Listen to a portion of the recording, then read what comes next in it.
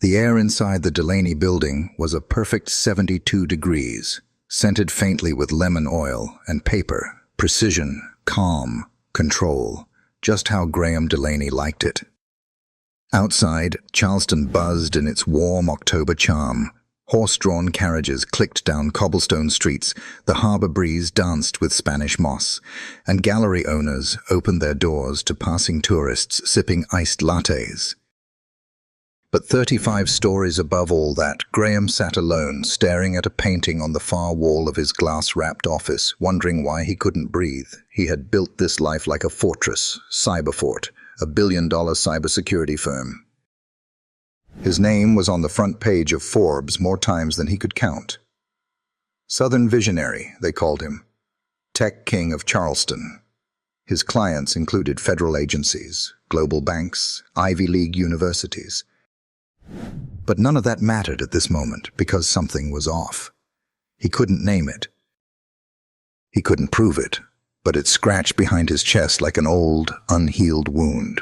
He tapped his pen against the marble desk, eyes drifting again to the painting. It was abstract, a muted wash of grays and navy blues, meant to calm the mind, according to the Charleston artist his fiancée had insisted on supporting. Sloane had hung it herself 6 weeks ago, said the office needed soft edges. The elevator chimed down the hall. He sat up straighter, just in time to see Ellie Grace in the doorway, bare feet, oversized hoodie, tablet hugged against her chest. Her curls were wild from sleep, and her expression held that same unreadable mix of caution and courage that always made him pause. She rarely came in unannounced. "Ellie?" His voice softened. She stepped inside, hesitant. Her fingers clenched the tablet a little tighter. I wasn't going to say anything," she whispered. "But I think there's a camera in your office." He blinked. "What?" "In the painting," she said, eyes flicking to the abstract on the wall. The one Sloane brought. The hum of the air conditioner felt suddenly louder. Time slowed. "What makes you think that?" he asked carefully. Calmly. Ellie took a few steps forward, standing beside his desk now, her chin just barely above the polished surface. "Last night, I couldn't sleep. The light on my tablet kept glitching when I walked past your door, so I scanned for signals." Graham stared at her. "You scanned my office?" She nodded. "Just the network. I didn't go in. I was standing outside. I didn't want to get in trouble." "You're not in trouble," he said quickly, but the words felt thin. "And what did you find?"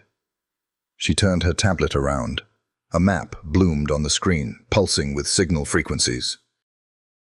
One blinked red, right behind the painting. "I don't know what it's connected to," she said quietly, "but it's not one of your devices. It's not on your company's grid." The silence between them thickened. He rose slowly, crossed the room, and lifted the painting from its hooks. It came off too easily.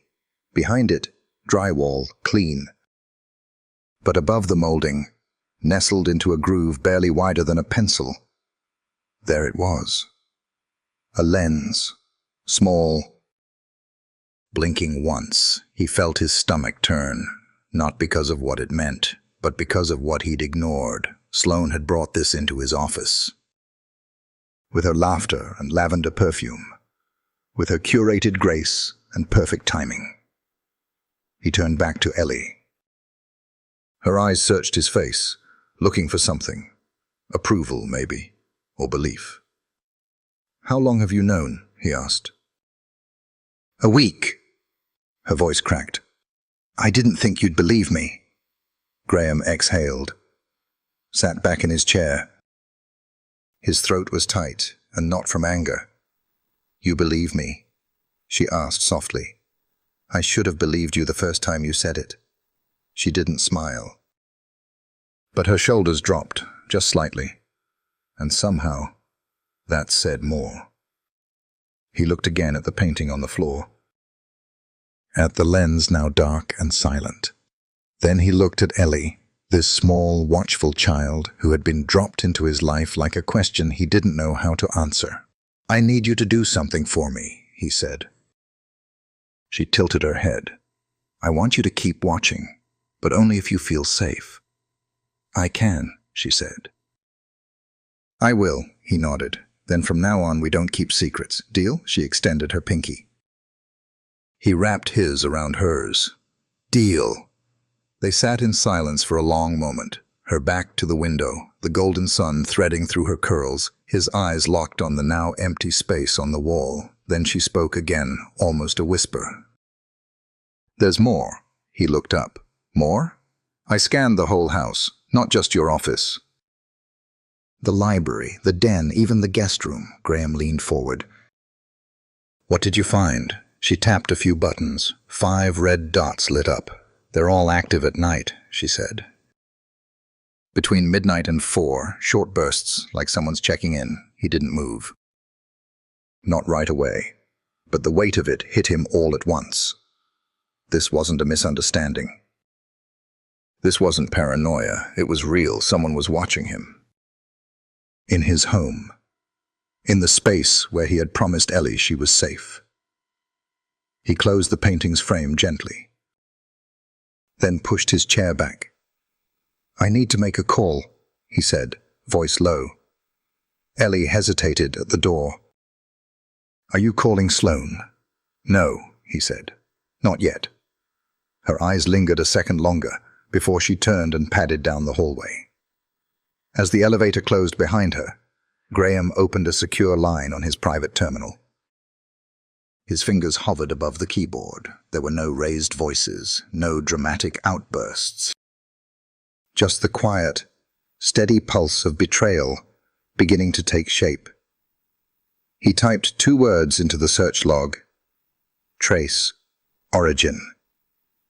Behind him, the late afternoon sun faded into a softer gold. Shadows lengthened across the polished floor. And somewhere in the silence, the weight of what he didn't want to believe settled over him completely. She had watched him. Every move. Every word. The woman he was going to marry. And it was a little girl's whisper that finally broke the illusion. If you enjoyed this video, comment 1 to let me know. If not, comment 2. Your thought mattered to me either way. Graham didn't sleep. He watched the shadows move across the ceiling of his bedroom, listening to the soft tick of the antique clock on the mantel. Every now and then, he'd catch the creak of the floorboards down the hall, Ellie shifting in her sleep, or maybe just the house breathing. At 3:07 a.m., he got up. He padded downstairs barefoot, stopping at the large windows in the study that overlooked the back garden. The moonlight caught the edge of the reflecting pool. Still, untouched. Like the surface of a secret. He poured himself a glass of water, the silence loud enough to feel. By morning, Charleston had returned to its usual rhythm. Crisp autumn light, the smell of fresh bread from the bakery 2 blocks over, church bells echoing off the steeples. But for Graham, everything felt wrong. Tilted. He found Ellie already at the dining table, tablet open, curls half brushed, wearing the sweatshirt she refused to let anyone wash because it still smelled like her dad. She looked up. "I made a list." He blinked. "A list of all the devices in the house," she said. "And what time they go active?" She pushed the tablet toward him.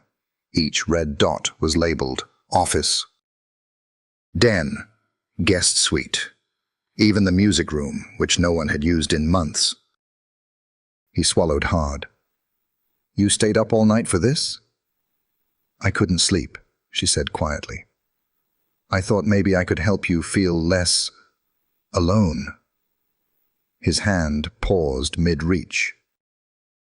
That word, alone, he had never said it aloud. Never needed to. His world was full of staff, meetings, press, deadlines. But Ellie had seen through all of it, the way children often do. She saw what others missed. I'm not sure what I'd do without you, he said. She didn't smile. Just looked down at her orange juice, her voice barely above a breath. I didn't want to ruin things. What things? You and Sloane, she said. You're happier when she's around. I didn't want to be the reason you stopped smiling. The words hit him in a place he didn't even know was exposed. He reached across the table and placed his hand gently over hers. You telling me the truth didn't ruin anything, he said. If anything, it might have saved me. She nodded, but the uncertainty lingered in her eyes. Later that morning, Sloane walked through the front door like she always did. Graceful, smiling, holding a latte in one hand and a canvas tote in the other. There's my genius, she called, breezing into the study. You didn't return my message last night. I was working late, Graham said, keeping his voice level. Sloane leaned in to kiss his cheek. He let her. She smelled like rosemary and mint, and something more artificial underneath, like perfect presentation layered over something hollow. She looked around. Smells like stress in here. Should I be worried? He gave a tight smile. Just running diagnostics. Anything I can help with? Not today. She raised a brow but said nothing. Just set the latte on the edge of his desk, smoothing her skirt as she sat down across from him. I was thinking, she said. We should take a weekend in Asheville. The leaves are changing, and you need air that isn't filtered through your firewalls. He looked at her. Really looked at her. The curve of her lips, the practiced tilt of her head. The way she placed her fingers just so on the armrest. I'll think about it, he said. Sloane's eyes flicked briefly to the painting, now gone. The wall was bare, she didn't ask, but the pause was long enough to mean something. I miss when you smiled more, she said softly. He almost replied, almost fell into the old rhythm. But then Ellie's words echoed again. You're happier when she's around. Had he been? He wasn't sure anymore. Later that afternoon, Graham pulled Mrs. Ross aside in the garden. The hydrangeas were just starting to wilt, their petals curling at the edges like forgotten promises. Can I ask you something? He said. Mrs. Ross looked up from her clippers, her gloves stained with soil. Of course. Have you noticed anything off with Sloane? She didn't answer right away, just set down her basket and wiped her hands on her apron. Let me ask you something instead, she said. When she walks into a room, do you feel more like yourself or less? He frowned. I don't know. That's your answer. She picked up the basket and walked back toward the house, leaving Graham alone with the quiet rustle of leaves and the steady ache in his chest. That evening, Ellie knocked on the office door just as the sun dipped behind the horizon. She held something in her hand, a folded paper. A drawing. He nodded for her to come in. She sat across from him and opened the paper carefully. It's the house, she said. I tried to map everything. The rooms. The hidden spots, where the signals go. He took it from her, eyes scanning the page. It was rough, but detailed. Handwritten notes, arrows, circles. You did this from memory? She nodded. I remember stuff better when I'm nervous. He reached out, touched the edge of the paper. You're not just smart, Ellie. You're extraordinary. She looked up at him, a quiet kind of bravery in her face. I don't want to go back to being scared all the time, she said. I want this house to feel like home. Graham exhaled slowly. So do I. They sat together, side by side, not talking, just watching the last of the light leave the sky. Somewhere in the silence, the truth settled between them. This wasn't just about cameras, it was about trust, about knowing who was really watching. And who was really protecting? And for the first time in weeks, Graham realized he wasn't facing this alone. He had Ellie. And together, they were going to uncover everything. The next morning, Graham stood in front of his bathroom mirror, buttoning the cuffs of a crisp white shirt. The mirror was fogged at the edges, steam still curling from the shower. But the man looking back at him wasn't the one he remembered from a month ago. There was a new weight in his expression, a stillness in his eyes. His phone buzzed on the counter. A text from Sloane. Lunch at the yacht club, noon. I'll wear the scarf you like. He stared at the message for a moment too long. He didn't reply. Downstairs, Ellie was at the kitchen island with Mrs. Ross, folding a linen napkin into something that resembled a swan.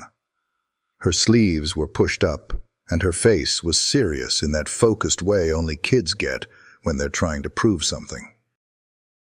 She told me the orange dot is the strongest signal, Ellie said, so I think that means it's closest to the main access point.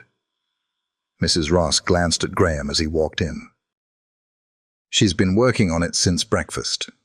Graham crossed the room and leaned over Ellie's diagram, which was now color-coded and annotated in pencil. You might be right, he said.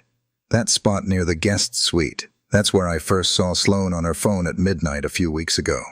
Ellie's eyes flicked up to meet his. She's careful, but not that careful. Graham nodded slowly.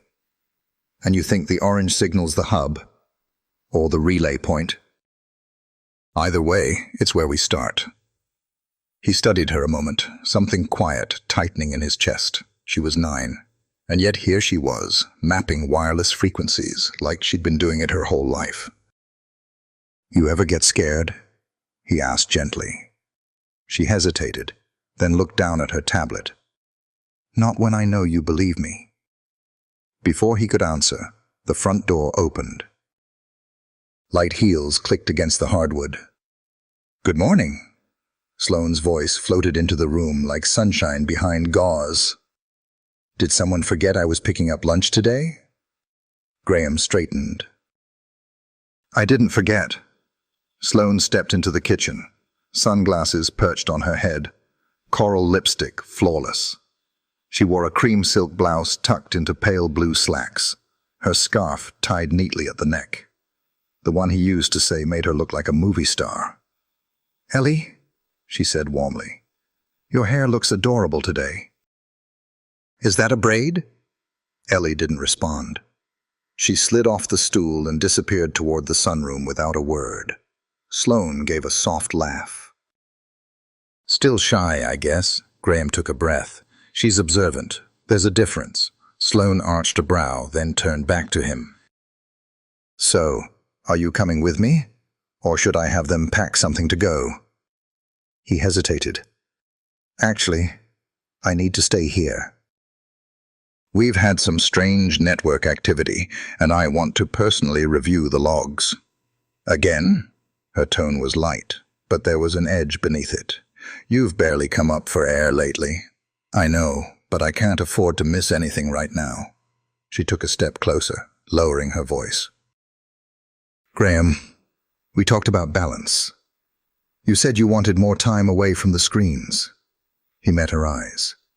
That was before I realized someone had embedded unauthorized tech in my office. A beat passed. Sloane didn't blink. What do you mean? He studied her face, every movement, every stillness. I found a device behind the painting. The one you brought me. Her gaze flicked, just slightly, to the empty space where the art had hung. That's strange, she said. I bought it at a gallery downtown. Maybe it came with... It was transmitting, he cut in. Low-level frequency. It's been active for weeks. Sloane tilted her head, the picture of confusion. That doesn't make any sense. Graham let the silence sit between them. I didn't mean to upset you, she said after a moment. But if you think I'm involved, I don't even know what to say to that. I didn't say that. But you're thinking it. She reached out, touching his forearm gently. "Graham, I love you. If something's wrong, I want to help fix it, not be accused of it." He didn't pull away, but he didn't move closer either. "I just need to know the truth," he said. "I'm standing right in front of you," she whispered. "That is the truth." He studied her, unsure what he was hoping to find in her eyes. A flicker of guilt? A crack in the performance? Or was he looking for something that proved he'd been wrong all along? She stepped back, letting her hand fall. "I'll see you tonight." And just like that, she was gone. The door clicked shut behind her. A beat later, Ellie reappeared in the doorway. "You didn't ask her about the other signals?" He turned toward her. "No." "Why not?" "Because sometimes," he said slowly, "people don't lie when you ask them a question. They lie when they think you're not watching." Ellie sat back down, pulling the tablet closer. "So we keep watching?" He nodded. "We keep watching." That night, Graham stood alone in his office, staring at the reflection in the window. The city lights flickered behind him like tiny signals blinking in the dark. He reached into the drawer and pulled out a small voice recorder. "I don't know what this is yet," he said softly. "I don't know if the woman I love is lying to me, or if I'm so used to being alone that I can't see what's real anymore." He paused. "But I do know one thing. Ellie trusted me, and I will not let her down." From the hallway, a small figure watched him in silence. Ellie, holding a blanket, her stuffed rabbit tucked under one arm. "You talk when no one's listening?" she asked. "Sometimes," he said, smiling faintly. "It helps me think." She stepped inside, walked over, and handed him the blanket. "Then maybe this will help you sleep." He took it gently. "Thank you." As she turned to go, she added, "If she's lying, we'll catch her." Graham sat back in his chair, the blanket folded across his lap. Outside, the wind moved through the trees like a whisper. And somewhere beneath it, the truth waited, quiet, watching. Just like them. If you enjoyed this video, comment 1 to let me know. If not, comment 2. Your thought mattered to me either way. The rain started just after midnight. Soft at first, just a hush against the slate roof tiles. Then steadier, like the house itself was being reminded to stay quiet. Graham stood at the edge of the guest suite, one hand resting lightly against the doorframe, the other holding his phone screen dimmed low. The signal Ellie had marked in orange was still active. Not strong enough to transfer data, but enough to prove someone, or something, was watching. He stepped inside. Everything looked untouched. Folded linens, a vase of dried hydrangeas, the faint scent of cedar from the wardrobe. But it didn't feel untouched, not anymore. He walked to the far wall, past the vintage armchair Sloane had picked out from an antique shop on King Street. Above it, a framed watercolor of Charleston's Battery Promenade hung slightly off-center. He leaned closer. The frame was too heavy for the painting's size. Thicker at the back.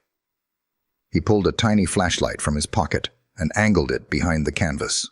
A glint. There it was again. No blinking this time. Whoever placed it knew better now. But the seam was clear, and the small panel underneath it held a familiar serial code, one that didn't belong to any of his systems. Footsteps echoed in the hallway. Light. Deliberate. He turned as Sloane appeared in the doorway, her silk robe tied loose at the waist, damp tendrils of hair clinging to her collarbone. "I woke up and you weren't in bed," she said, voice low, careful. He stayed still. "You're in the guest room." A pause. "At 1 a.m. He said nothing.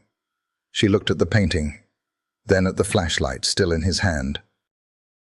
"Is this about the device again?" she asked. "Graham." He studied her silhouette. It's not just one device. Her jaw tightened, but her tone stayed smooth. What are you saying? I'm saying someone is watching this house from the inside. 5 cameras so far. Hidden. Wired to an external signal, and every one of them showed up after you moved in. Her arms crossed, not angry. Composed. That's a serious thing to say to someone you love. He didn't flinch. I haven't said it. I'm still waiting to hear your side. There was a long, heavy pause. She stepped further into the room, the rain casting watery shadows across her face. You know I didn't grow up with money, she began softly. I learned early that in certain rooms you had to be interesting enough to stay, useful enough to matter. He watched her carefully. I didn't know how to be with someone like you, she continued. Not really. Everything you touch works, grows, becomes something powerful. You don't even see it, but the rest of us do, and it's intimidating. Her voice cracked, just slightly. I was scared I wasn't enough, she said. So I tried to be what you needed before you asked. He exhaled slowly. That still doesn't explain the cameras. She stepped closer. No, it doesn't. But maybe there's more going on here than just me. His eyes narrowed. You want me to believe someone else planted them? I'm saying, she said carefully, that not everything is what it looks like. And if you dig too fast, too hard, you might miss the real threat. He studied her face. She looked tired, not cornered, not desperate, but something in her eyes shimmered like glass ready to crack. I'm not accusing you, he said quietly, but I am watching. A flicker passed across her expression. Fear, maybe, or something like regret. She nodded once. Then I guess we're both watching each other now. She turned and walked out, her shadow folding into the darkness of the hall. The door whispered shut. In the silence that followed, Graham sat on the edge of the guest bed, the weight of her words sitting heavier than any answer she could have given. If she wasn't lying, who was? He woke late the next morning to the smell of cinnamon and orange zest, Mrs. Ross had baked muffins. Ellie was already at the table, a napkin tucked into her shirt, eyes scanning another schematic she'd drawn overnight. She looked up as he entered. Did she say anything? She said a lot, Graham replied, pouring coffee. But nothing I can trust. Ellie pushed her page toward him. I found something. He leaned in. This pattern, she said, pointing, is the same in all 5 locations. But the guest suite has a second signal. It's smaller. Almost like a backup. Graham frowned. Could be a repeater. Could be a secondary access point. Or, Ellie said, someone's testing something new. He stared at the sheet, then at her. You think this is still happening? I think someone's still inside the network, she said. But they're being careful. He rubbed the back of his neck. I need to bring someone in. Someone outside the company. Ellie raised a brow. Someone you trust? Someone who owes me. Later that day, he made the call from his private study.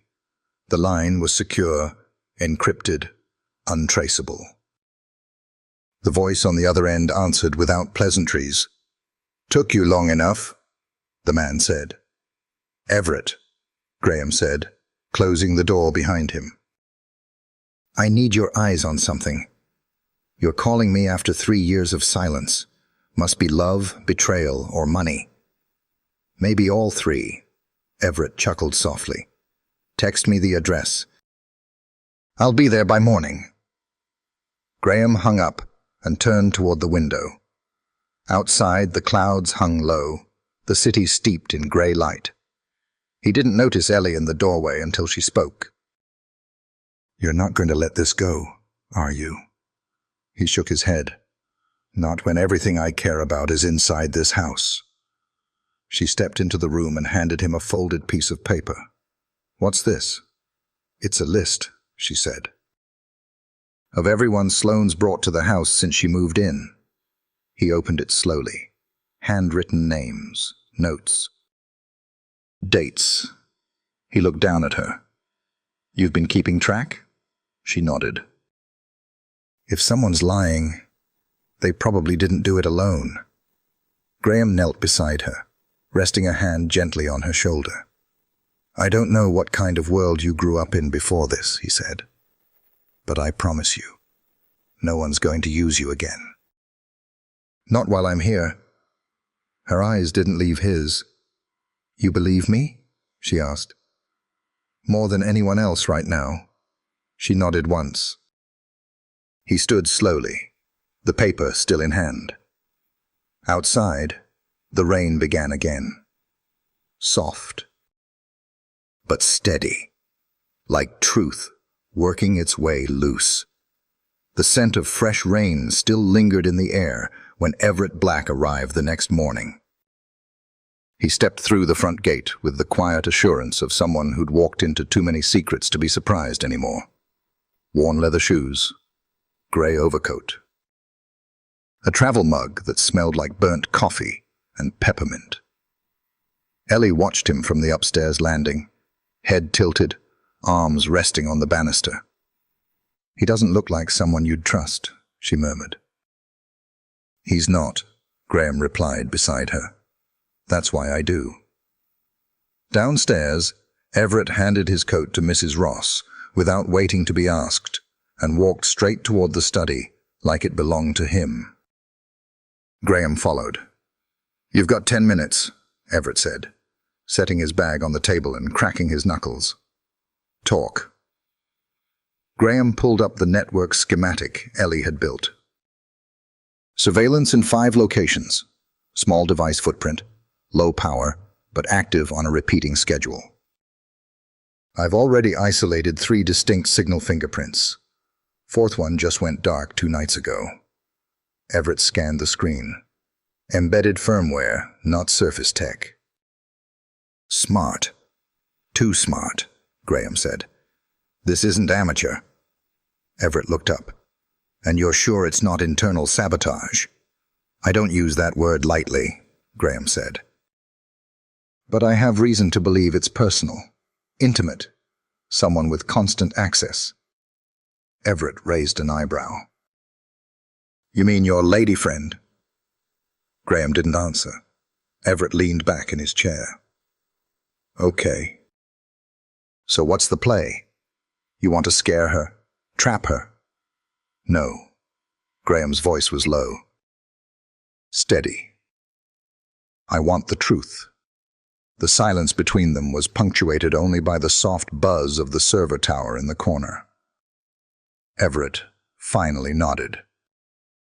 Give me 72 hours, full access, no interference. You have it.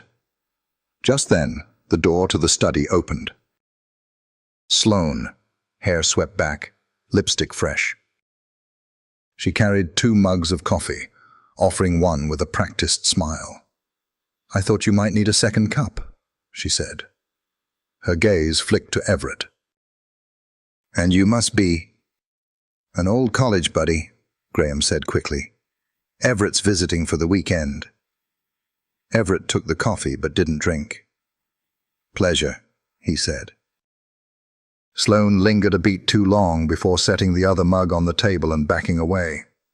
I'll let you boys catch up. She left. The door clicked gently behind her. Everett turned to Graham. You're a terrible liar. I wasn't trying to lie, Graham said. Just contain. Everett snorted. Well, she's not dumb. You know that, right? I know. Upstairs, Ellie had retreated to her room, but left her tablet syncing with the main house network. She sat on her window seat, notebook open on her knees, sketching diagrams beside a list of names. Bennett Cross, Camille Harrow, Tristan Lane. Every person Sloane had brought around in the last 6 months. Each name had a date. Some had times. Others had notes. Stayed late. Whispered at dinner. Looked around library when alone. She tapped her pencil against the paper. Something wasn't lining up. Downstairs, Mrs. Ross passed Sloane in the hallway. "Can I get you anything?" she asked politely. Sloane smiled. "No, thank you. Just checking on the boys." Mrs. Ross tilted her head. "Funny. You used to call them men." Sloane blinked. "I'm sorry?" "Never mind." Ross offered a tight smile and disappeared into the kitchen. Back in the study, Everett had plugged his drive into Graham's workstation. Lines of code streamed across the screen. "You've got a shadow protocol running in the background," he muttered. "Someone's mirroring your uploads at about 2:13 every night." Graham stepped closer. "So they're not just watching, they're duplicating." "Looks like it. Could be backups. Could be they're feeding it to a third party." Graham's jaw tensed. "And you can trace it?" Everett nodded. "Eventually." Before he could ask another question, the front door opened again. A new voice. Male. Confident. Unmistakably familiar. Bennett Cross. Graham felt his spine tighten. He stepped into the foyer as Bennett removed his rain jacket, shaking out his umbrella. "Didn't expect to see you today," Graham said, voice calm but clipped. "Last-minute check-in," Bennett said easily. "Sloane mentioned you were dealing with some system bugs. Thought I'd offer a hand." "Appreciate the thought, but I've got it covered." Bennett raised an eyebrow. "Sure. Just trying to be useful." From the stairs, Ellie watched him carefully, eyes narrowing.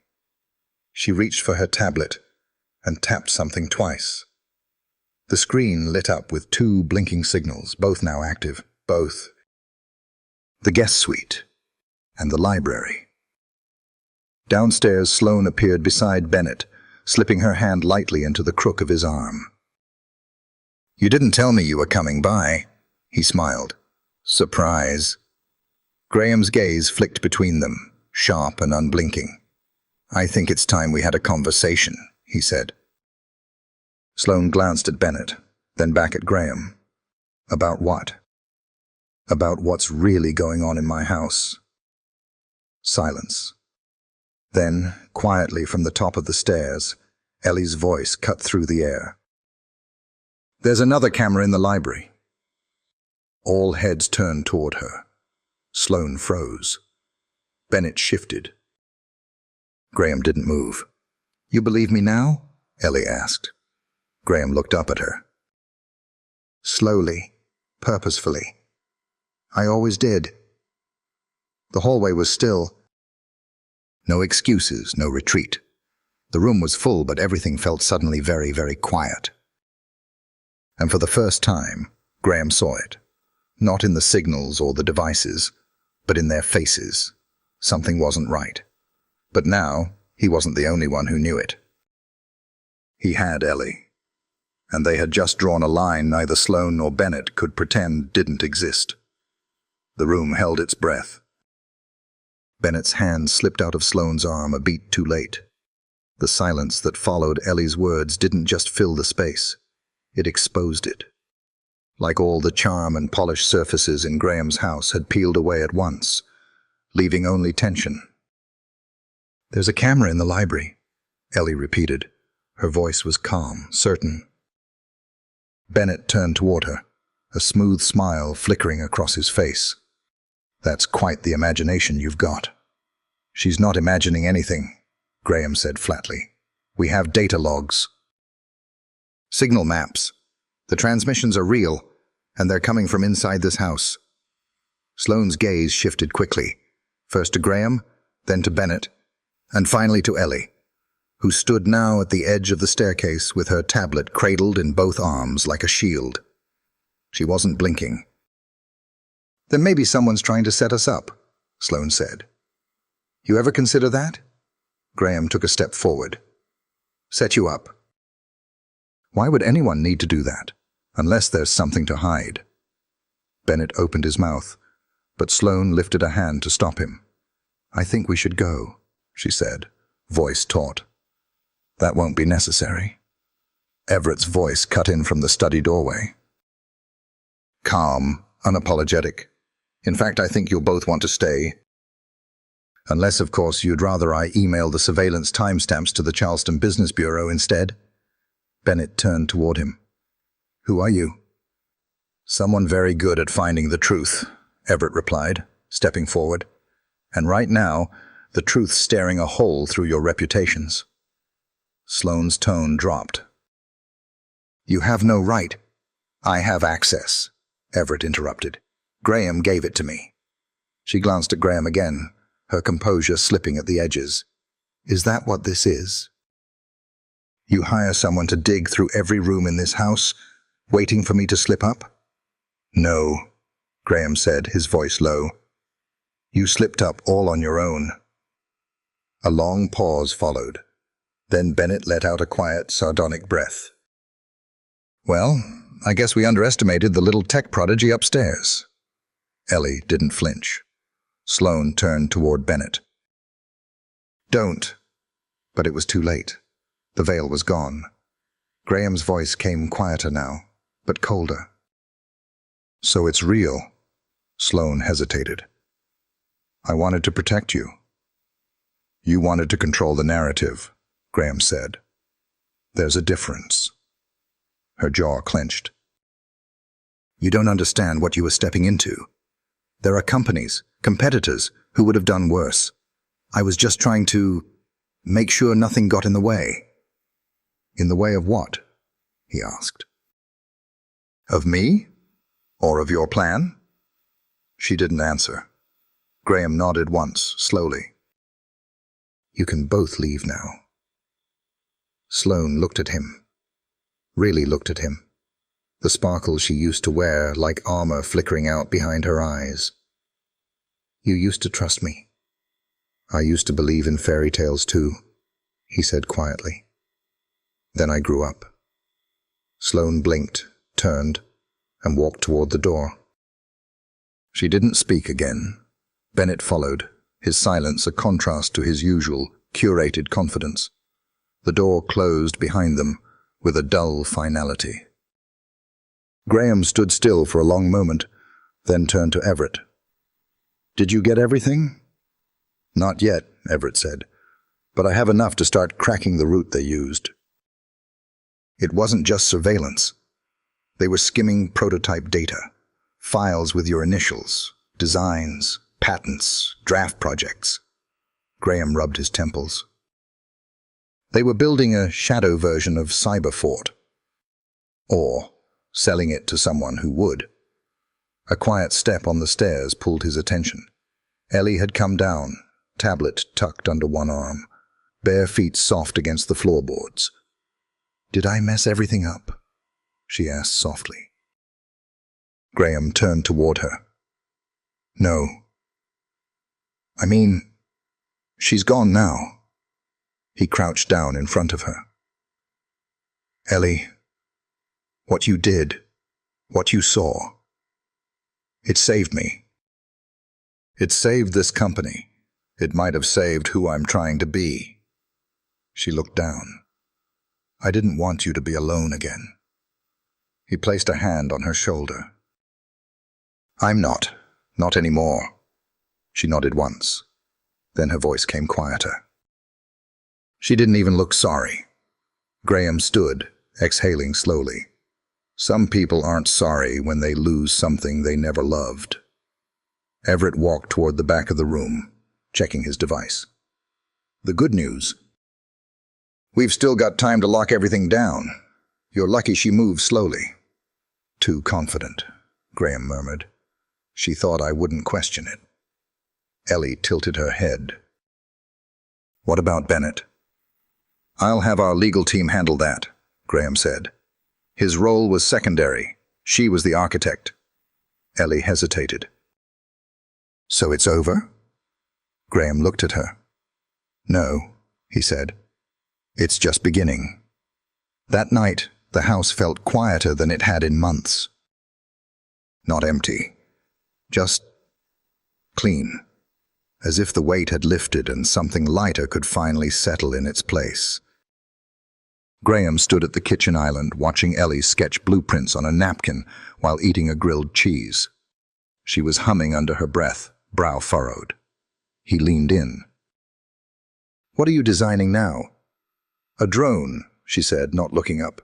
"But small, like butterfly small." With camera feedback and thermal mapping, he smiled.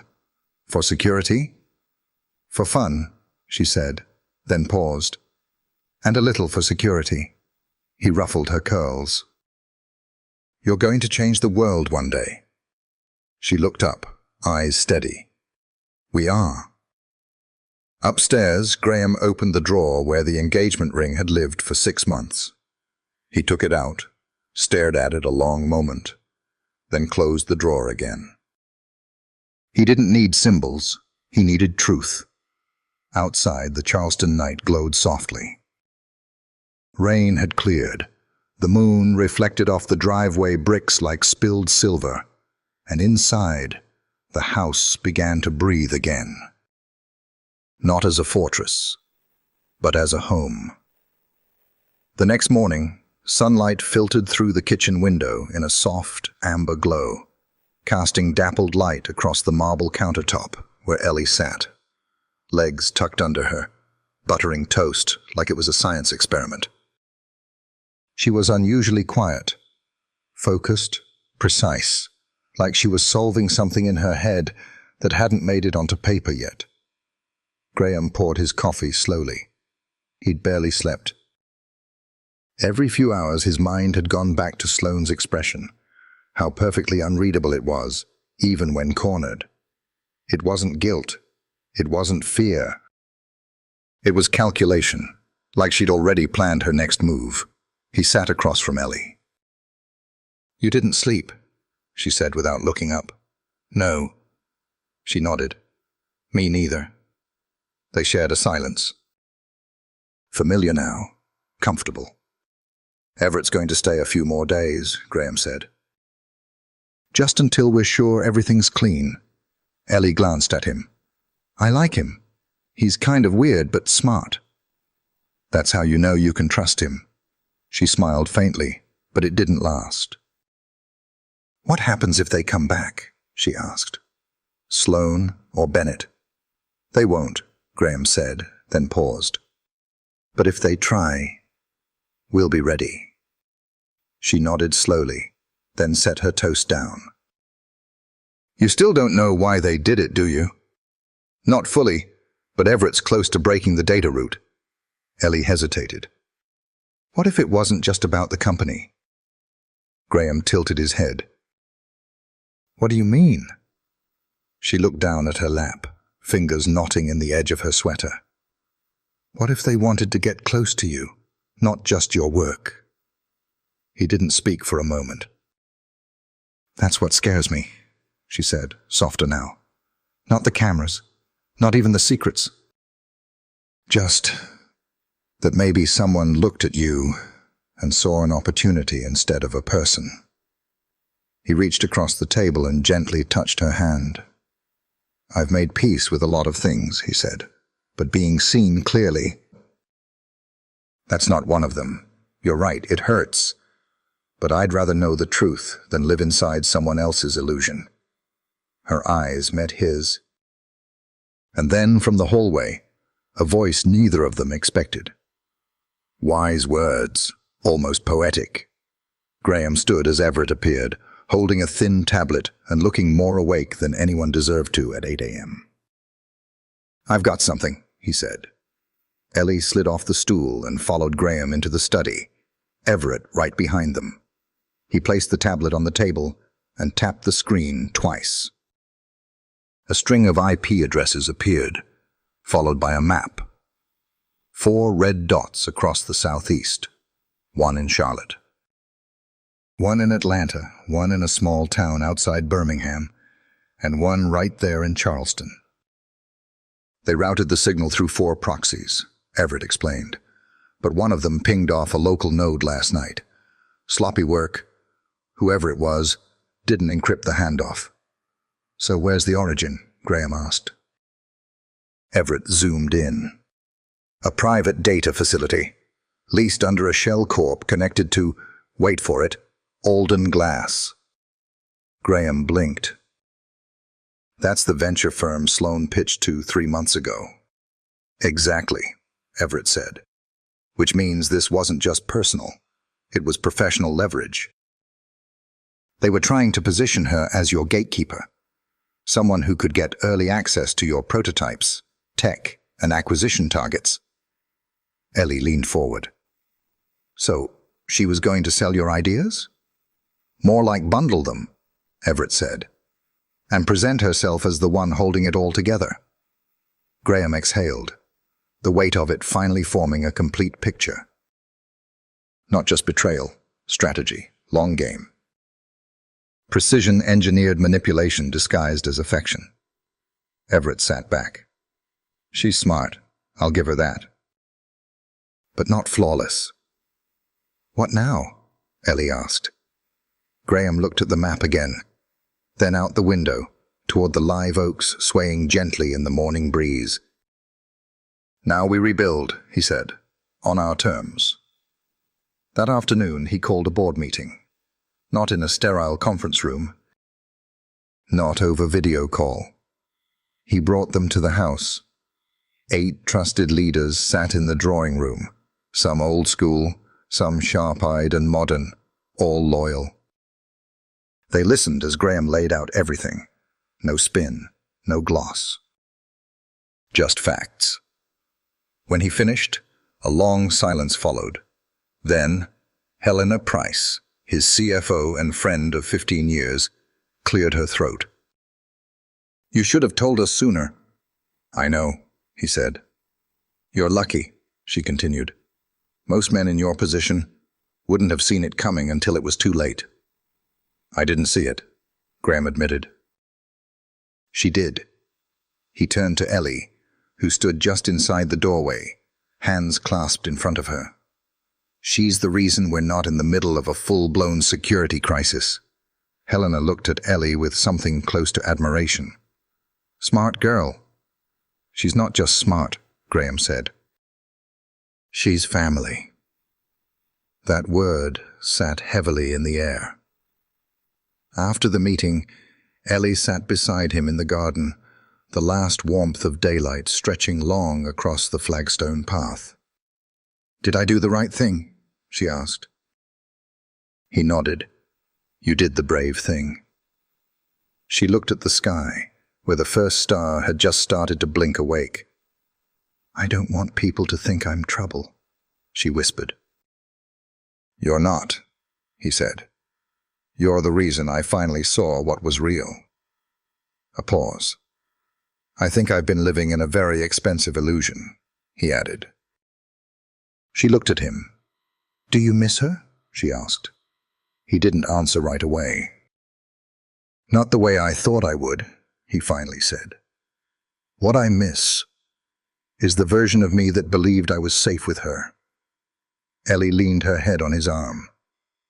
Maybe this version of you is better, she said. And in the hush that followed, Graham closed his eyes, letting the truth of that sink deep into the part of him he hadn't let anyone touch in years. Maybe it was. Graham sat alone in the garden long after Ellie had gone back inside. The air had cooled just enough to carry the faint scent of jasmine, the night sounds rising, a chorus of crickets, distant water from the fountain, the hum of Charleston settling into sleep. Yet something inside him refused to quiet. It wasn't just the fallout. It was the absence, the silence Sloan left behind. No texts, no calls, no sudden plea for forgiveness. That silence wasn't surrender. It was a pause. And that, somehow, was worse. Inside, the study door creaked open and closed. Everett had stayed late again. The man worked like he had ghosts to outrun, and perhaps that's why Graham trusted him. "I found something," Everett said as he stepped into the garden. "You're not going to like it." Graham looked up. "Then tell me quick." Everett handed him a small folder. "These are emails traced from Bennett's domain to an encrypted server in Singapore. They used time-scrambled delivery and image stealth encoding. Old-school espionage with a modern gloss." Graham flipped through the first few pages. Code names, screen captures, early renders of his next-gen platform prototype, the one no one should have had access to yet. They weren't just skimming data, Everett continued. They were feeding a competitor. Directly. Graham's voice was quiet.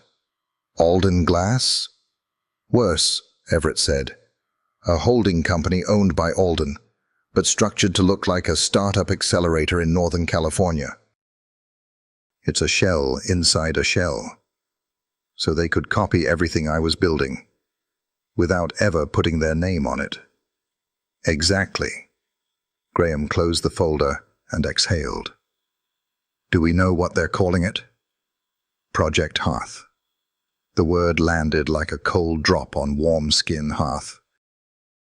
Not just tech, not just profit, but identity. Warmth, security. They weren't stealing product. They were stealing legacy. Graham stood slowly. "I want a counter-project." Everett's brow lifted. "You want to compete with your own stolen idea?" "No," Graham said. "I want to build the version they could never build. I want to bring in people they wouldn't hire. I want it personal, transparent, collaborative. I want it to feel like Ellie built it." A beat passed. Everett nodded. "You're serious." "I've never been more serious." He turned toward the house, pausing before stepping inside. "Start drawing the framework. We call it Haven." The next day, the house buzzed again, but with purpose this time. Graham had turned the formal dining room into a temporary war room.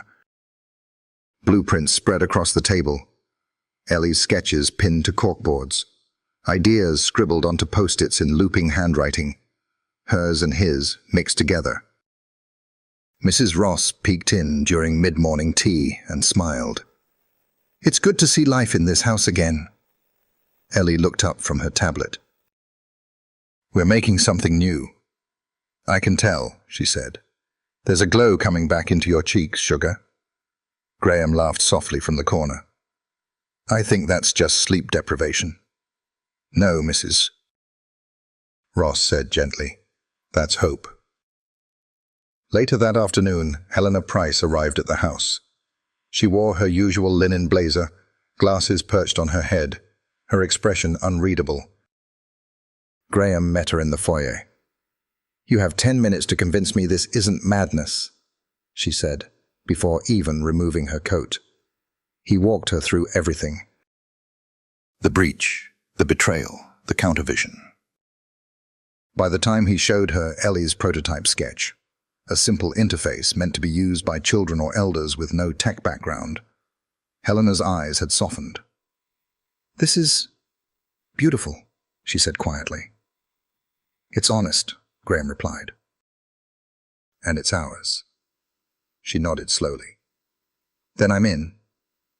Ellie watched the two of them from the hallway, hugging her tablet to her chest. She wasn't sure exactly what they were building yet, but she could feel it. This time, it wasn't about defense. It was about becoming. Later that evening, as the sun dipped low and painted the sky in warm gold and bruised lavender, Graham stood in his office and looked out over the garden. Then he heard it, a knock, not at the front door, but at the French doors behind him that opened to the back patio. He turned. Sloane, wearing a navy coat and no makeup. Hair pulled back, hands in her pockets. He opened the door halfway. She didn't step in. "I'm not here to apologize," she said. I assume that, he replied. She looked past him, into the house she no longer belonged to.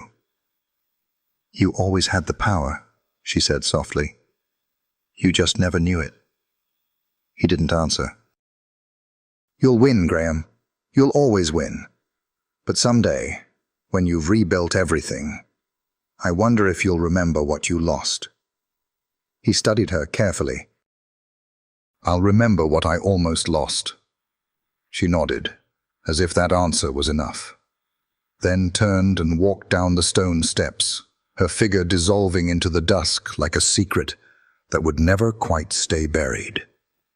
He stood at the threshold a moment longer. Then Ellie's voice floated down the hall. We've got the first interface ready. He turned back into the house, lit now not just by lamps and design boards, but by possibility. He followed her voice down the hall, into the room where future was being born. Not alone this time, but hand in hand, with truth, with purpose, and with a little girl who had whispered the first warning, and stayed long enough to build something better. The hum of quiet progress filled the Charleston house, no longer a fortress, but a hive. Morning light poured through tall windows as Ellie slid from room to room like a shadow with purpose, trailing a tangle of notes and sketches. The dining table had long since vanished beneath layers of drafts, wires, test boards, and coffee mugs. In the corner, Graham sat with a laptop balanced on one knee, eyes fixed on the mock-up of Haven's interface. Simple, clean, welcoming. He stared at the home screen, a gentle sunrise motif Ellie had added, watching as the cursor hovered over a soft blue button labeled Begin. It wasn't just code anymore. It was emotion in motion. She said you'd win, Ellie said suddenly, from the other side of the room. Graham looked up. Sloan? Ellie nodded. When she came that night, I heard her voice. You didn't let her in. No. Why not? He closed the laptop. Because it wasn't about the door. Ellie wrinkled her brow. What do you mean? It was about what she already walked out of, he said quietly. Trust. Respect. That door's just glass and hinges. The real damage happened long before she knocked. Ellie leaned on the back of a chair, watching him. You don't talk about your parents much. Graham hesitated. That's because there's not much to say. I don't believe that. He smiled faintly. You're smarter than I give you credit for. She walked around the table and sat across from him. I think when people leave, it does something to you. Even if you think you're fine. Even if you rebuild. He didn't speak, just studied her. This small, sharp-souled girl who saw the world with a kind of clarity he envied. Do you think Sloan ever loved you? She asked softly. The question hit deeper than he expected. He took a long breath. I think she loved the version of me that stayed in one place. The one who didn't ask questions. Ellie nodded slowly. That's not really love. No, he said. It's fear disguised as affection. Before the weight of that thought could settle, Everett burst through the study door, holding his phone like it was on fire.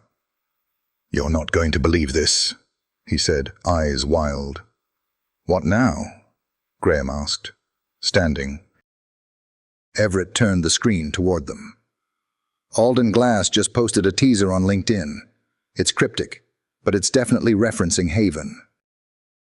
Your model, your language, same color scheme. Graham's stomach sank. How is that even possible? We've locked everything down. Ellie scrambled to her tablet, tapping furiously. Wait. What if they didn't steal the code? What if they're bluffing? Everett raised a brow. Explain. She turned the screen around. This isn't code. This is design. They're mimicking the aesthetic, not the structure. They don't have access to our UX matrix or back-end system. Graham looked at Everett. Can we confirm that? Give me 10 minutes. As Everett disappeared into the other room, Graham sat back down, tension coiled under his skin like a spring. If they're bluffing, they're doing it loudly. Ellie leaned forward. So bluff louder. He stared at her. You mean, launch a teaser, not the whole product, just a glimpse. Something emotional, something real. They can copy your code, Graham, but they can't copy this house. This team, me. He smiled. You want to go public? I want to go honest. An hour later, the camera was set up in the garden, where Ellie had first explained her fear of shadows. The light was soft, golden. Everything felt unpolished and perfect. She sat in a wicker chair, knees pulled to her chest, tablet in hand. Graham stood behind the camera. You sure about this? Ellie looked straight at him. Yeah. Let's show them what real looks like. They rolled. No script, just truth. Ellie spoke slowly at first, then with growing strength. My name is Ellie, and I live in this house with people who didn't give up on me. A few weeks ago, someone tried to turn our home into a surveillance trap. But we turned it into something better. We built something called Haven, not just an app, but a place, a safe place. For people like me who've seen what happens when trust is broken. She paused, eyes steady on the lens. You can copy software, but you can't copy why we built it. And that was it. No polish, no branding, just Ellie. Her voice, her story. They uploaded it that night. By morning, it had gone viral, not millions, but thousands who mattered. Therapists, parents, foster care advocates, veterans. The emotionally weathered and the quietly loyal. Comments poured in. This feels like someone finally gets it. I wish I had this 10 years ago. I don't know who Ellie is, but I'd trust her more than any CEO I've seen on a stage. Graham read every one. Each word became another brick in the foundation of something they couldn't name yet, but felt deeply. That evening, he found Ellie sitting on the stairs again, sketching quietly. You did something brave today, he said. She didn't look up. So did you. He sat beside her. You know, when I first brought you here, I thought I was doing the saving. Ellie turned to him. But I think you've saved me more times than I can count, he finished. She smiled. Then maybe we're even. He laughed softly. Not even. Just in sync. The porch lights flickered on. Somewhere in the house, Mrs. Ross hummed to herself in the kitchen. And for the first time in a long time, Graham realized the quiet wasn't just an absence of noise. It was peace. The morning after Ellie's video launched, Graham woke to a phone full of messages, and none of them were from investors. They were from people. A retired nurse in Tampa who wanted to test Haven with her Alzheimer's support group. A social worker in Ohio offering to connect them with rural schools. A single father from Detroit asking if the app could be translated for his daughter with sensory needs. It wasn't just buzz. It was resonance. Downstairs, the kitchen had become an unofficial operations hub. Helena was on her second cup of strong black coffee, voice tight as she answered emails with one hand and scrolled through comment threads with the other. I told you this was going to happen, she said, as Graham entered. I told you if you led with your heart, people would follow.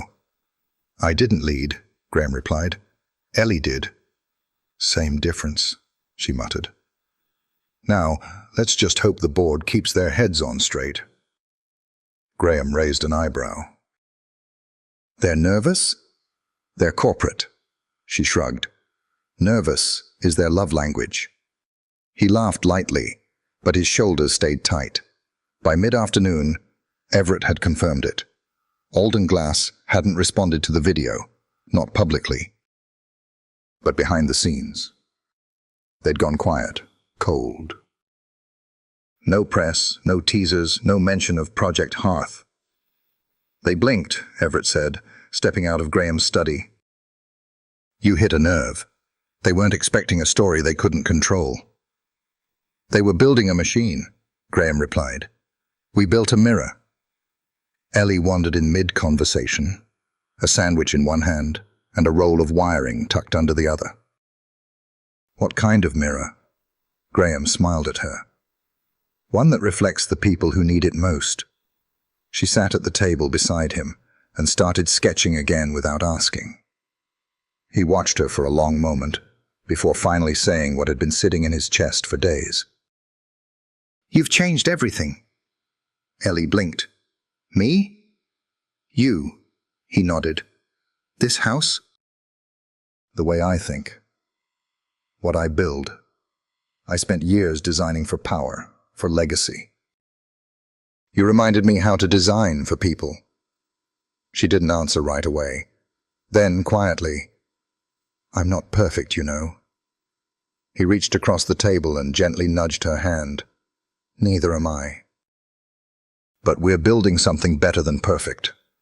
Before the moment could stretch too far, the front bell rang. Mrs. Ross answered it, her voice echoing down the hallway. And then, a soft, unfamiliar voice replied, Hi, I'm sorry to drop by. I'm looking for Graham Black. My name is Nora Jameson. Graham stood slowly. Nora Jameson. That name hadn't crossed his mind in over a decade. He walked into the foyer and saw her standing there, slight, graceful, dressed in a clean linen shirt and jeans. Her hair had grayed at the temples, but her eyes were still strikingly familiar. He cleared his throat. Nora. She turned toward him. I didn't mean to surprise you, she said, voice careful.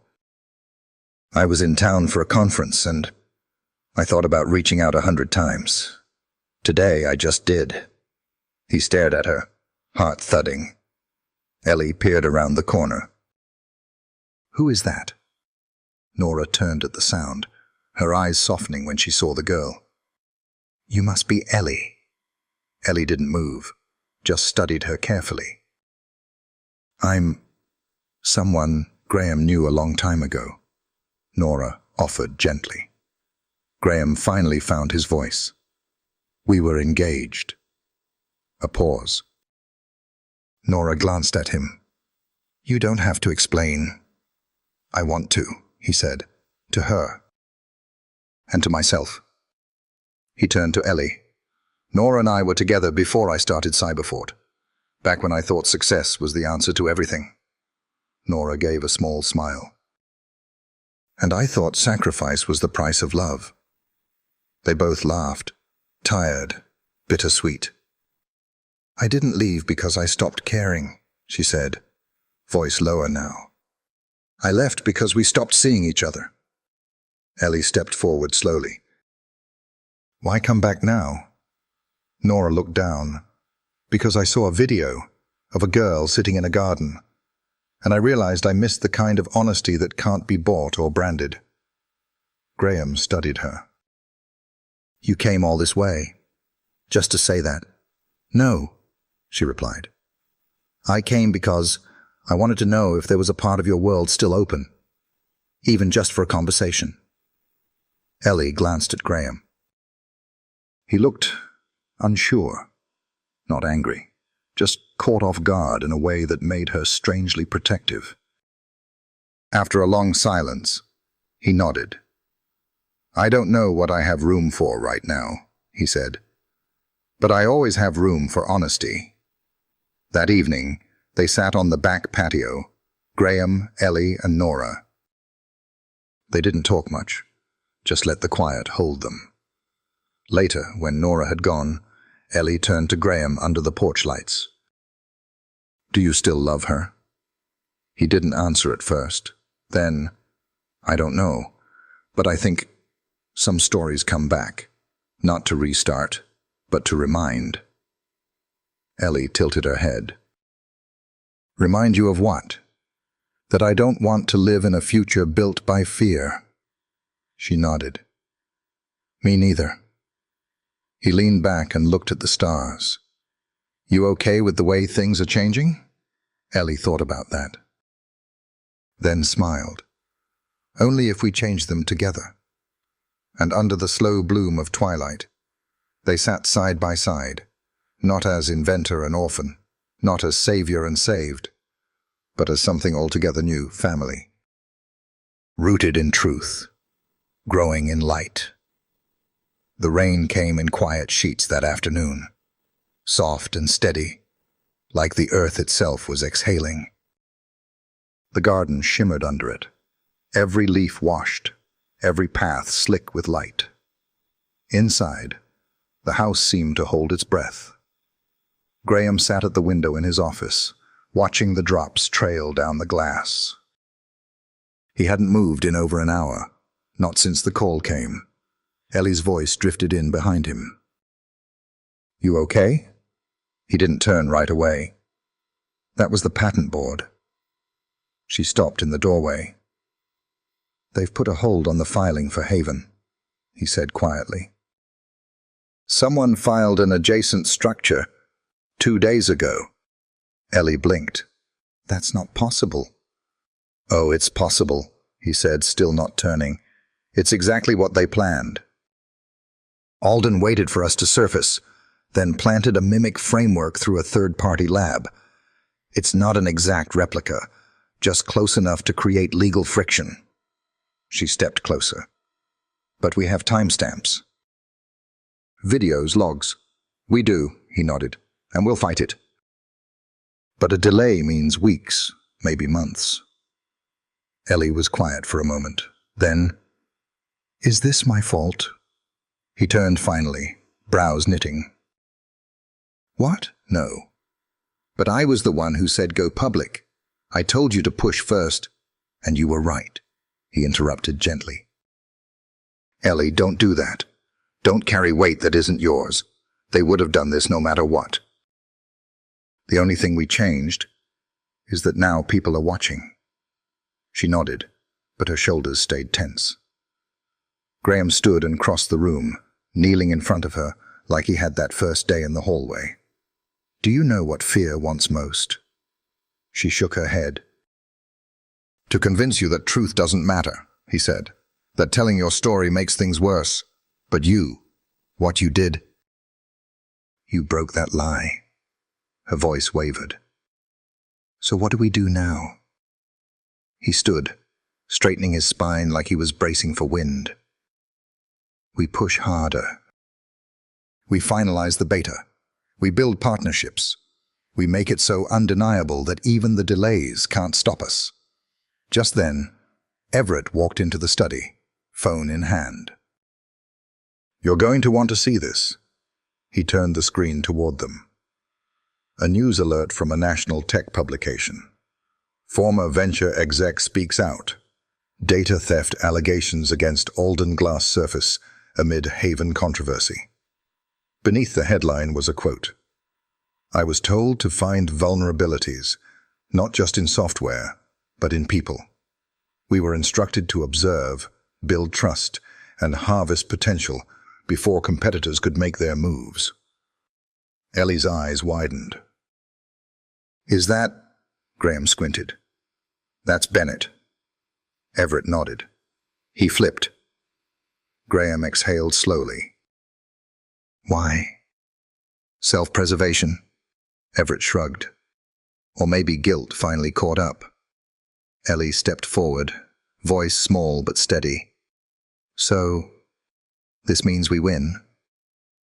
"It means we get a second wind," Graham said. "But it's not the end." Later that night, as the storm continued outside, Nora returned. Not announced this time, just quietly there, as if she belonged to the rhythm of the house now.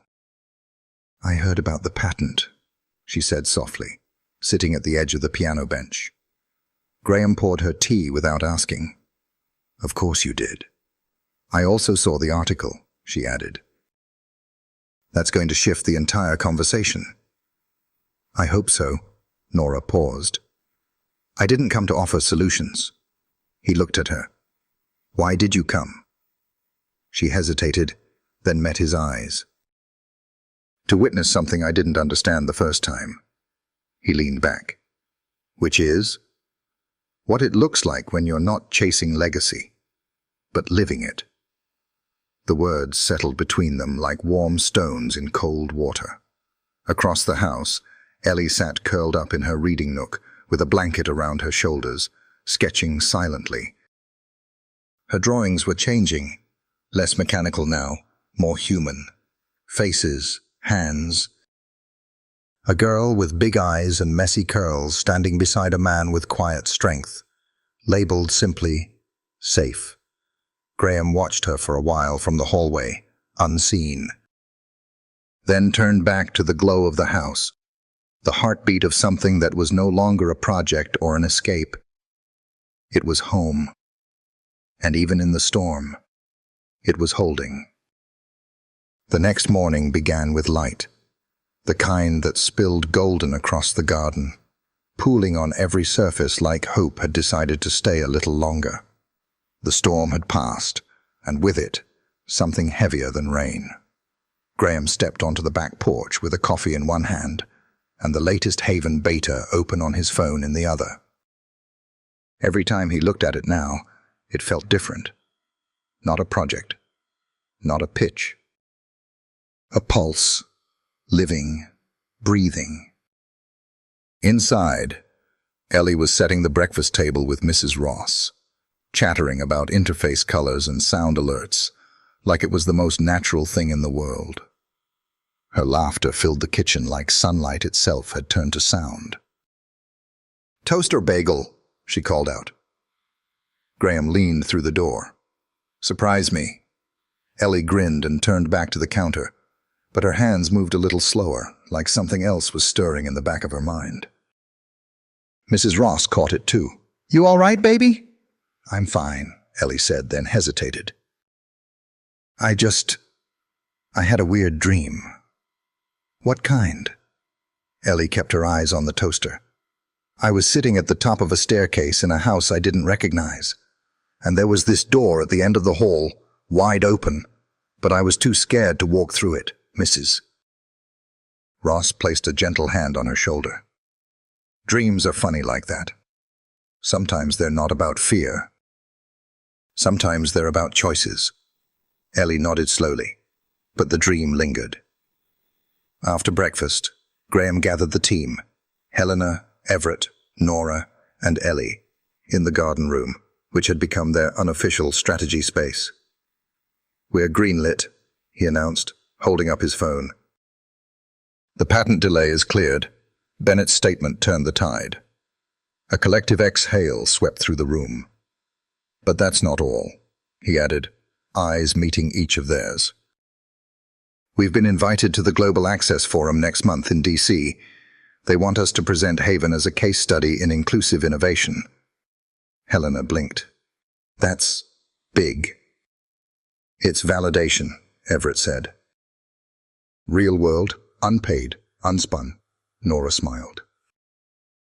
"And it couldn't have come at a better time." Ellie shifted in her chair, legs pulled up under her.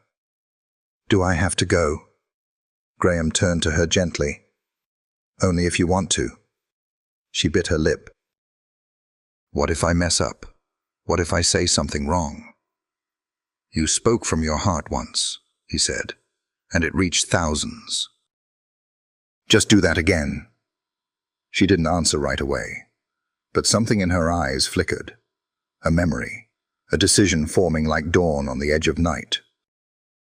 That evening, as the sun dipped behind the trees, Graham found Ellie on the upstairs landing, staring at an old family photo he hadn't realized she'd found. It was him, years ago, before the company, before Sloan.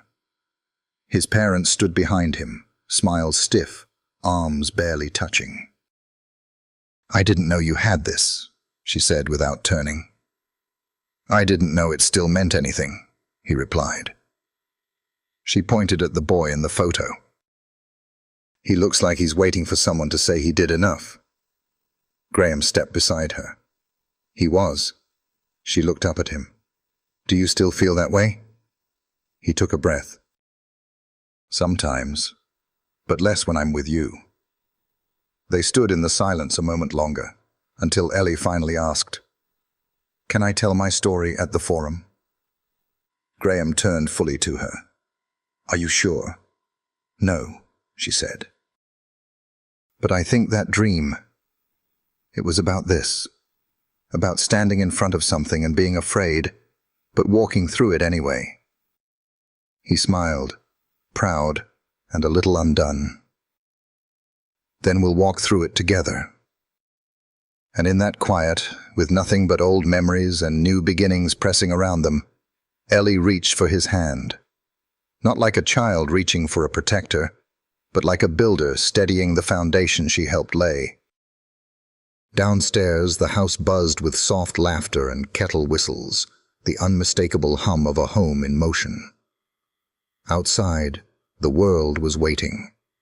And for the first time, they were ready to meet it, not with armor, but with open hands.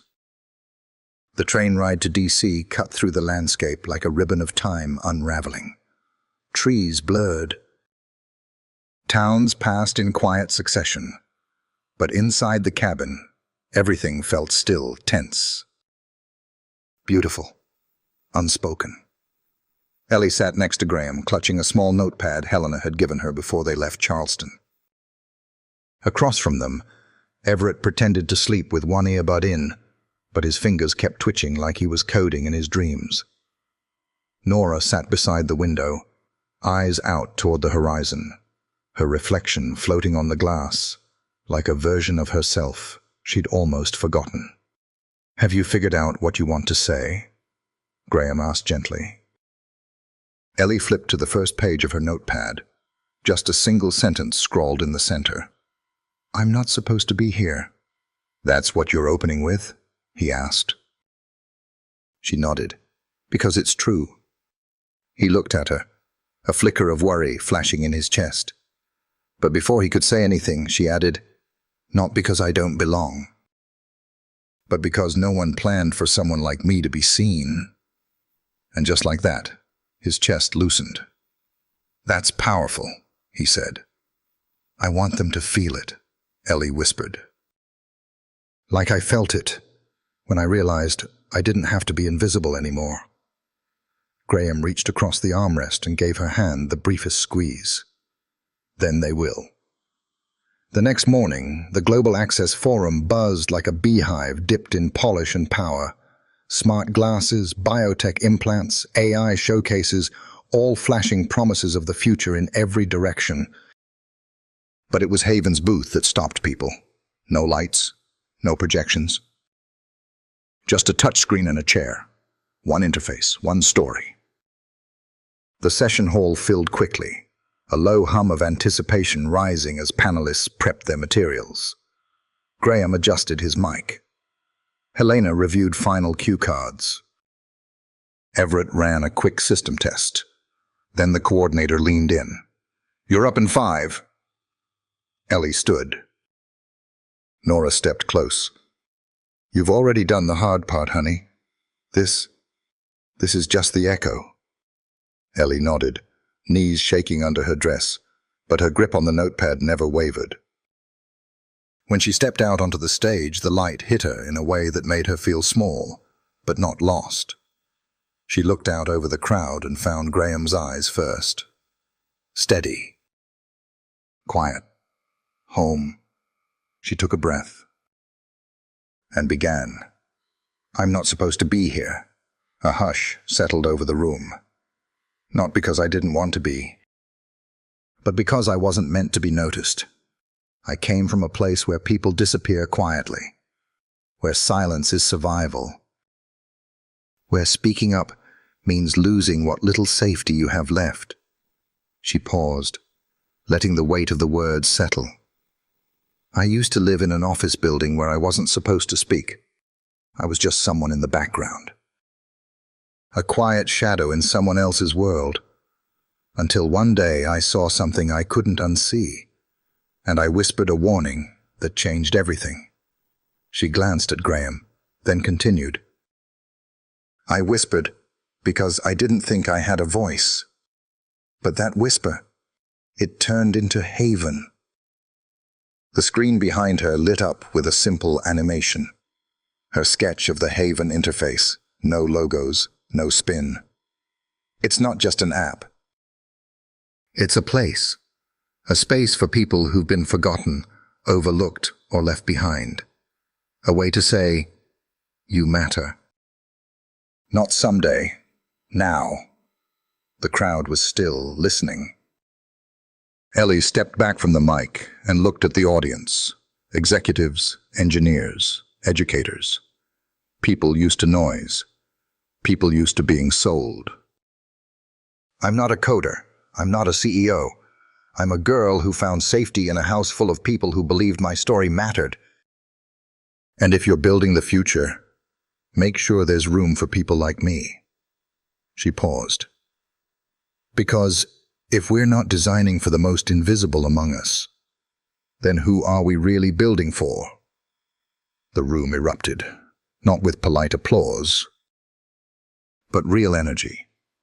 A standing ovation, the kind that rises not because someone claps first, but because the truth hits so deep, people have no choice but to stand. Backstage, Graham pulled her into a quiet hug. You were everything. I didn't shake too much, just enough to be human. Nora smiled through damp eyes. Helena blew her nose, pretending it was allergies. Everett high-fived her awkwardly, but held on longer than necessary. Later that night, after the post-forum dinner and too many congratulations to count, Graham and Ellie sat outside their hotel room on a quiet balcony overlooking the Potomac. The city lights shimmered below like stars that had come down to listen. You did it, he said. Ellie leaned her head against his arm. We did it. And under that quiet sky, no headlines, no cameras, just hearts still catching up to everything they felt. They let the silence speak again. Only this time, it didn't sound like fear. It sounded like arrival. They returned to Charleston on a Thursday, just as the first warm winds of spring crept in through the palmettos and wrapped around the house like a homecoming. There was something softer in the air, like even the walls had been waiting. Ellie stepped out of the car first, her sneakers hitting the driveway with a quiet certainty she hadn't had when she'd arrived months ago. She looked up at the big white house, then down at her reflection in the passenger window. She barely recognized the girl staring back, but she wasn't afraid of her anymore. Inside, Mrs. Ross had filled the kitchen with the scent of cinnamon scones and fresh lemon balm tea. She didn't speak when Ellie walked in, just handed her a warm plate and pressed a kiss to the top of her head. We're proud of you, she whispered. Ellie sat at the breakfast bar, staring at the plate.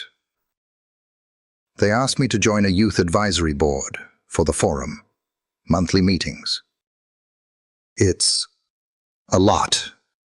Mrs. Ross wiped her hands on a dish towel and leaned against the counter. You think you're too young to be taken seriously? I think I'm just young enough to scare them, Ellie said, a small smile breaking through. Graham walked in then, hair wind-tossed from the drive, laptop already under his arm. They've emailed 5 times since we landed, he muttered. Everyone wants in. Funding, partnerships, testimonials. It's a flood. Good flood or bad flood? Mrs. Ross asked. Graham paused. Both. We need to scale up. Fast. Ellie looked at him. You said we weren't building a machine. We're not, he said. But we are building a bridge, and a lot of people are lining up to walk across it. She didn't reply, just stared at him for a long moment. There was something unreadable in her eyes, something that made him pause. Ellie? She set the plate down, stood, and walked over to the glass wall of the study, looking out at the backyard where she used to sit with her drawings and flashlight. I thought when we finished this, when people finally saw it, I'd feel something huge, like closure or victory. You don't? He asked softly. I feel like I'm standing in the middle of the bridge, not on one side, not on the other. He stepped beside her. Maybe that's okay, she nodded. But I need to know where I go next. I don't want to be someone's story. I want to write my own. That night, the house hummed low. Everyone had scattered to their corners. Nora on the porch with a book, Everett tinkering in the garage, Helena on a late call with potential partners. Graham found Ellie in the garden. No flashlight this time. Just her and the soft rustle of wind through hydrangeas. He sat beside her on the grass. You know what scares me the most? She said suddenly, without looking at him. He stayed silent, letting the question breathe. That I'll stop mattering when the headlines fade. When the app is launched. When this house gets quiet again. Graham turned toward her, his voice careful. You matter because of who you are. Not what you survived, not what you helped build. She looked at him, tears glinting at the edges but not falling. You believe that? More than anything. I don't know if I do yet. He nodded slowly. Then we'll keep walking, one step at a time, until you believe it for yourself. A silence stretched between them, full and tender. Then she whispered, I don't want to be alone. You're not, he said. Not now. Not ever. And just like that, the words filled something between them. A place no invention could reach, no forum could define, not orphan and billionaire. Not mentor and prodigy. Just two people, scarred.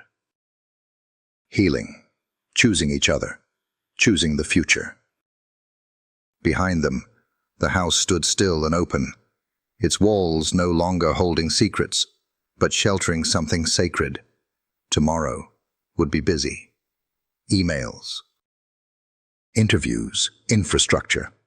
But tonight, the only thing they needed was the truth between them.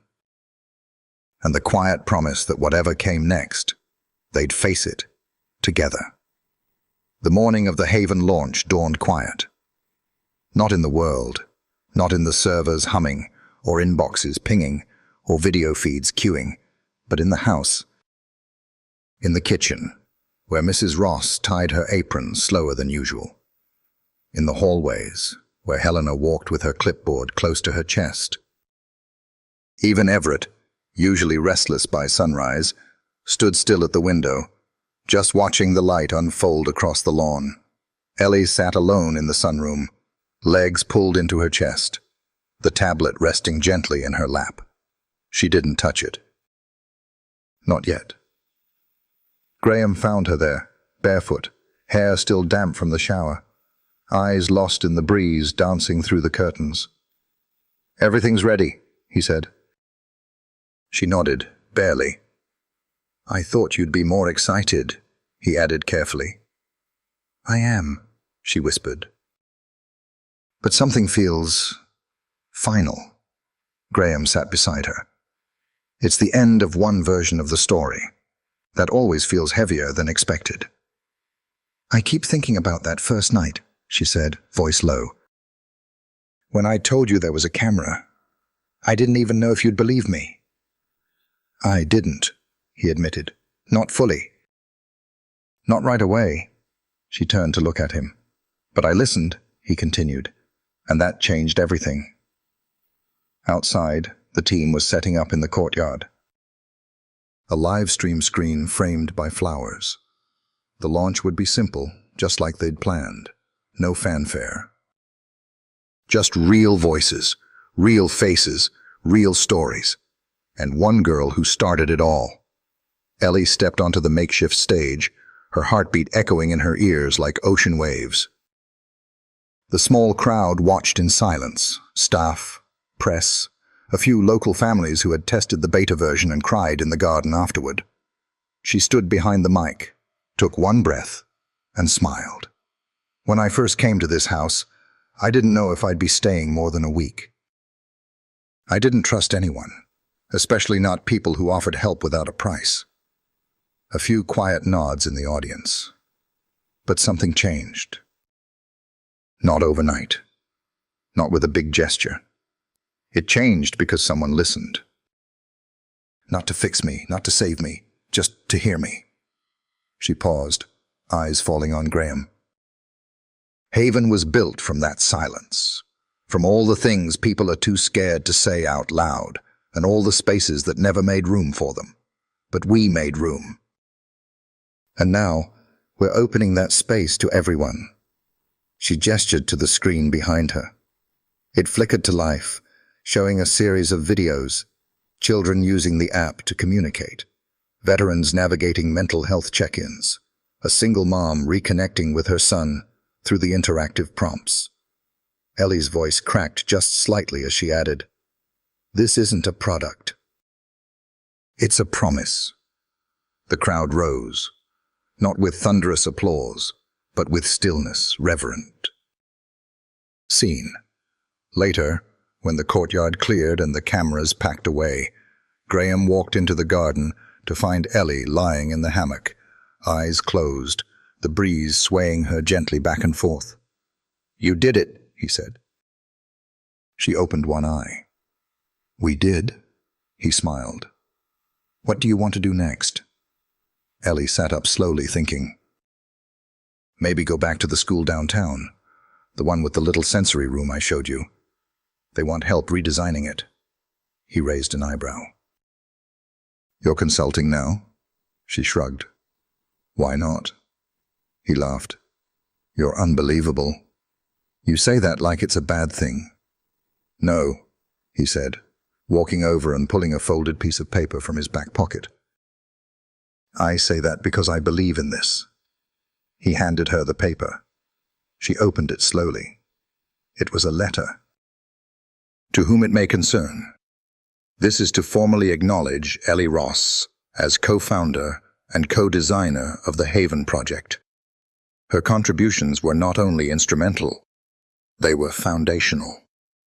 She has helped us redefine what empathy looks like in technology and in life." Her breath caught. "You filed this?" 2 days ago, Graham said. "It's done." Tears welled in her eyes, but she didn't speak.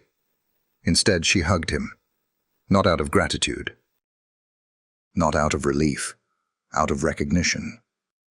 That night, they gathered on the back patio. Nora played soft jazz on the old record player. Everett brought homemade ice cream in mismatched bowls. Helena lit candles in jars. Even Mrs. Ross sat back and let someone else do the dishes. The moon hung low, full and calm. Graham raised his glass of lemonade. "To stories we never saw coming. To the girl who made us believe," Helena added. "To beginnings," Nora smiled. Ellie clinked her glass last. "And to homes we build, not with walls, but with truth." A hush followed, the kind that doesn't need filling. Later, when the others turned in, Graham stayed out in the garden, staring at the stars. Ellie sat beside him, tucking her knees up again like she always did when she was sorting something. "I don't know what's next," she said. "You don't have to," he replied. She looked up. "But I want to keep building. Not just tech, but Connections. Safety. I want to help people find the door I couldn't. He nodded, his voice soft. Then we'll clear the path for them. She reached into her bag and pulled out a new sketchbook. On the cover, one word. Beacons. What's that? He asked. Not sure yet, she said, but I think it'll help people find their way in the dark. He smiled and leaned back, watching the moon drift above them. Funny, he whispered. You used to carry a flashlight. Now you are one. And beside him, in the hush of a world still catching its breath, the girl who once whispered in shadows began writing her next chapter. In light. If you enjoyed this video, comment 1 to let me know. If not, comment 2. Your thought mattered to me either way.